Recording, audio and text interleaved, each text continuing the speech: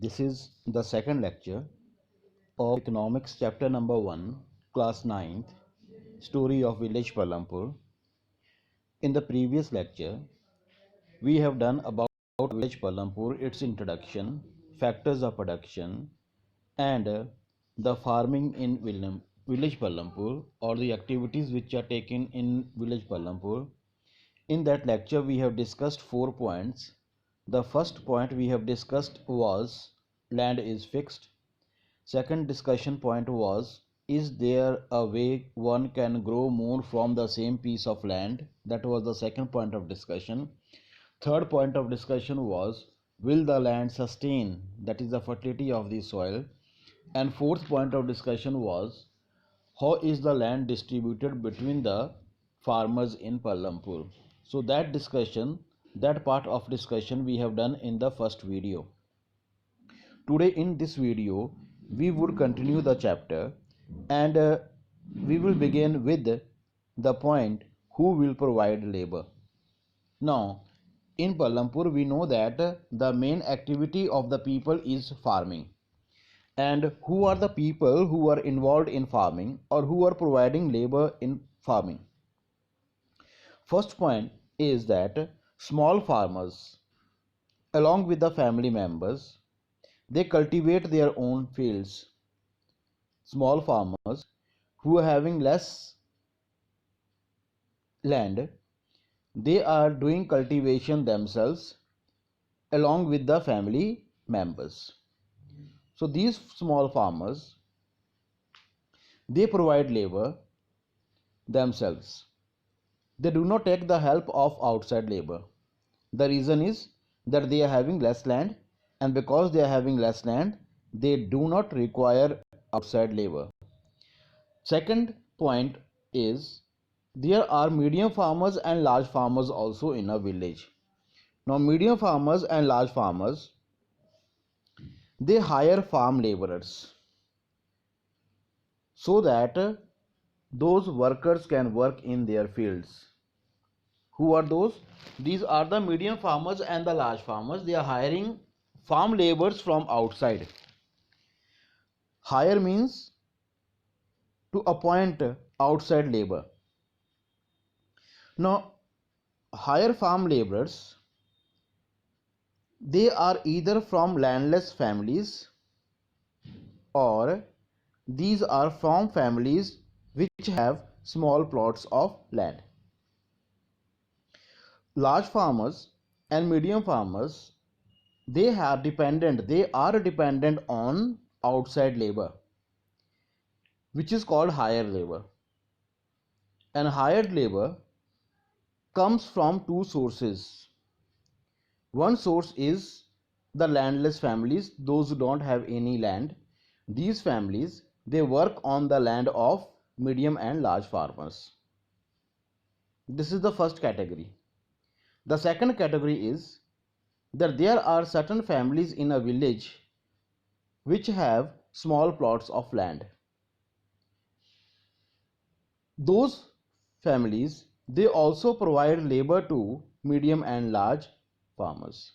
So the entire conclusion is that small farmers, they are not dependent on outside labor, because by the help of the family members they can cultivate their land, because the land is small and production is also less.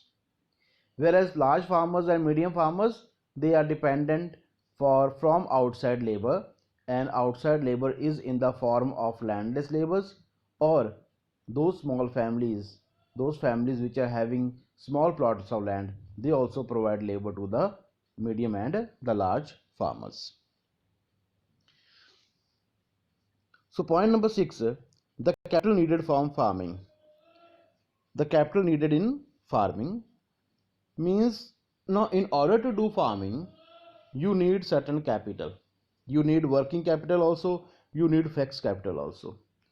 You need harvesters, tractors, machineries, tools, implements. At the same time you need fertilizers, insecticides, pesticides, inputs such as seeds. All these things are required for production process in farming. Now where is the capital coming from? Who is providing this capital?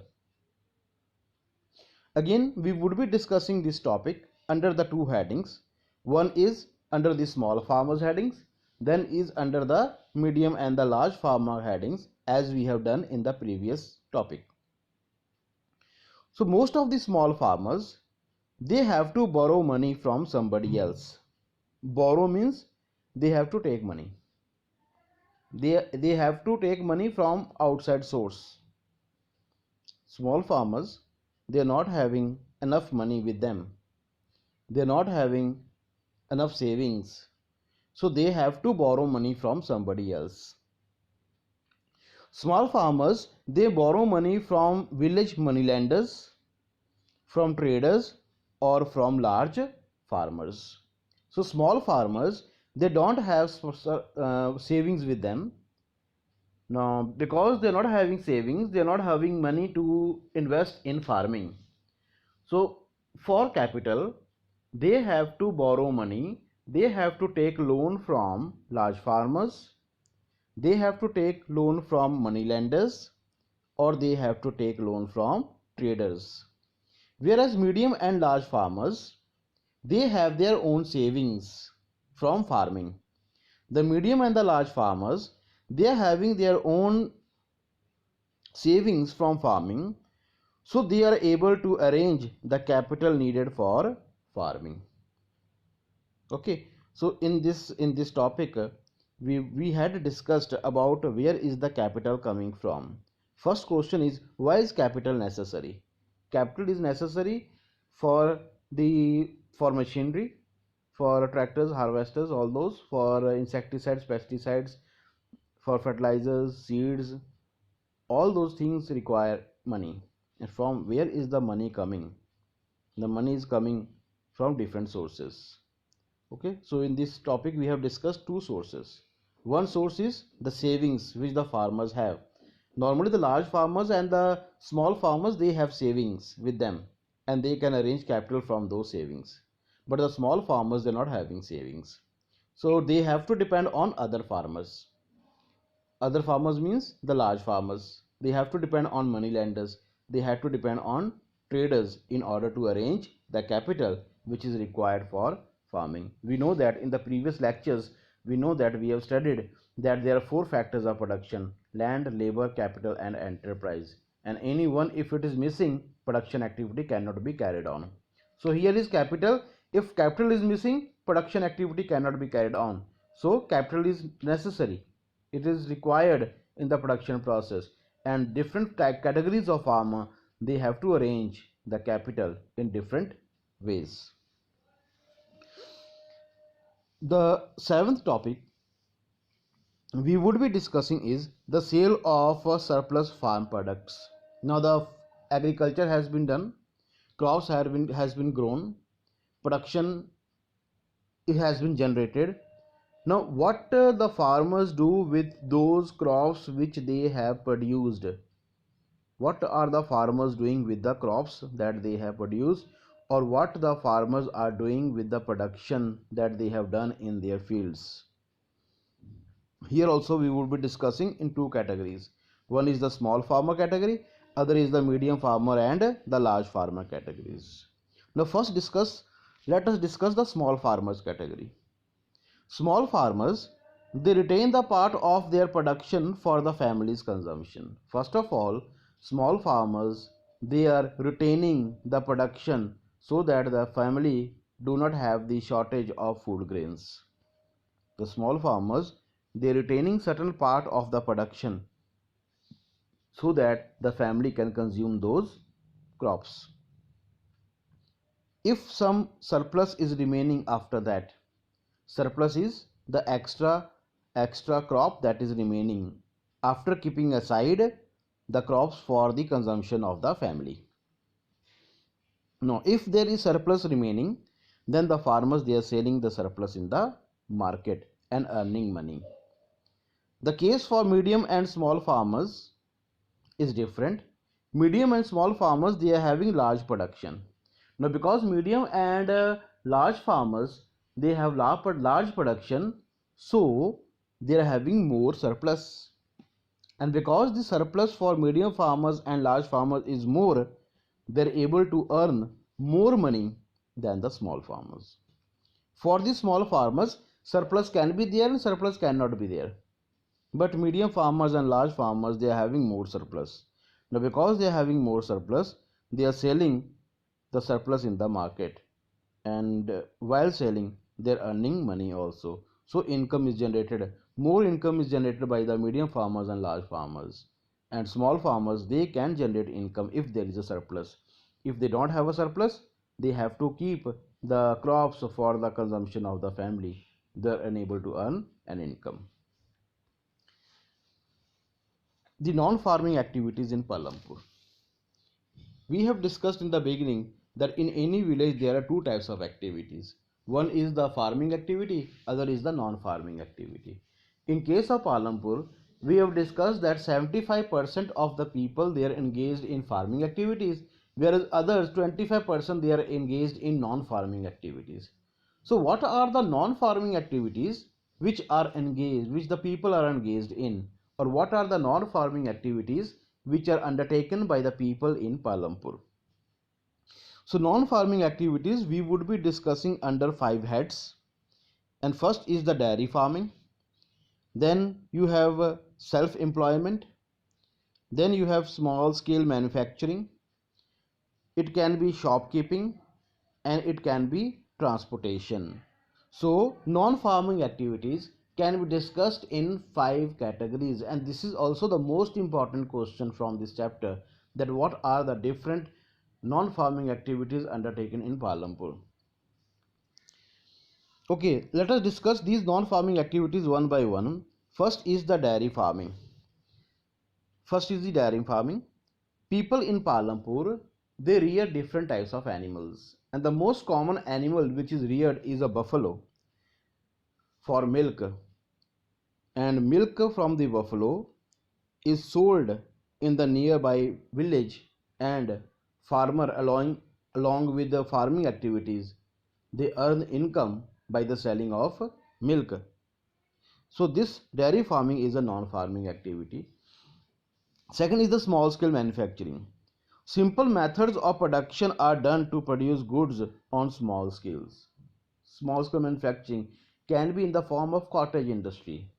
Those industries which are very small in nature, basket weaving industry, good making industry, which are very small in number, which are very small, which require very less amount of capital. It is small scale, it is a cottage industry. And small production is carried on in this industry, and they are carried out at homes, and the family members, they are engaged as workers, and so income is generated by doing such activities. Third is the shopkeeping. Shopkeepers in Palampur, they buy goods from the wholesale market and they sell it in their village, and so they earn an income. This activity is also undertaken in Palampur. Along with farming, you have dairy farming, you have shopkeeping, then you have small scale manufacturing, then you have transportation activity.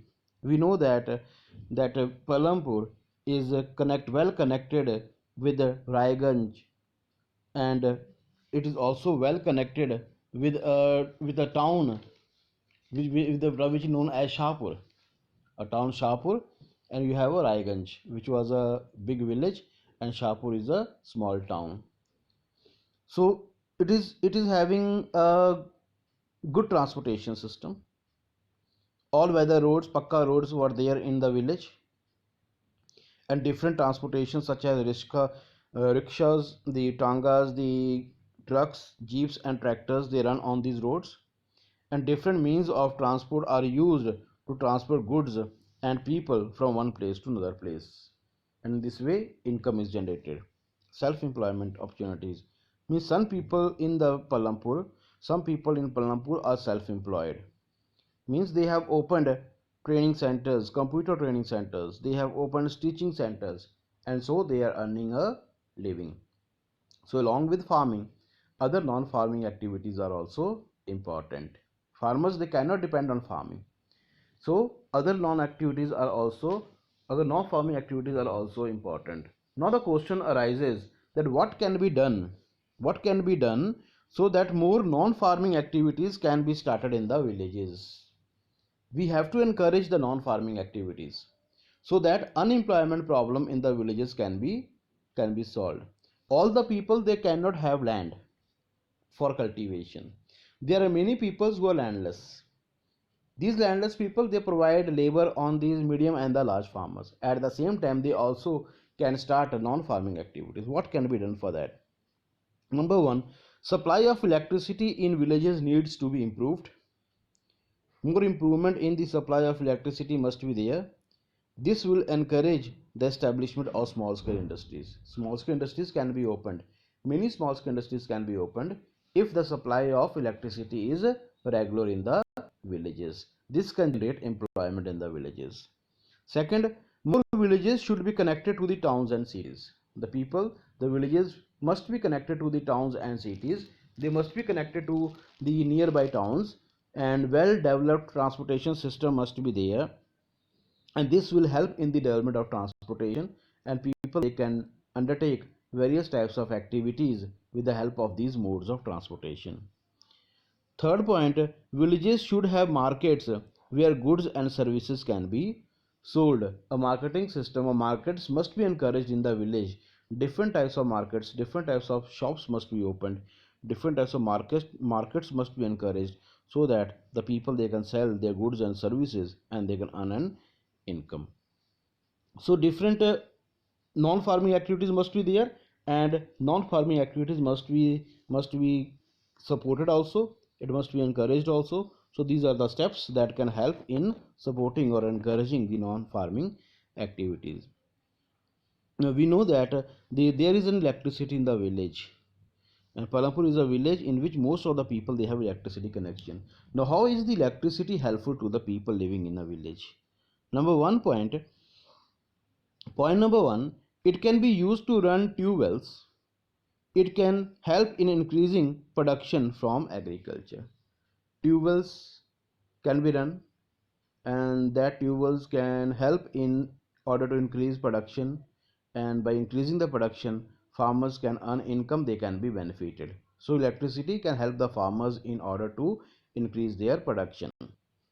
At the same time, electricity can also help the village people of the village to start many small business can be started, and this can also help in developing or providing more employment to the people living in the village and solving their problems. So this is all about the story of Palampur. Story of Palampur is a village, and this village is a overall developed village. We have studied about the different factors of production, and we also have studied about the various conditions which are there in a village. We studied about the farming activities, and we have studied about the non-farming activities. Thank you.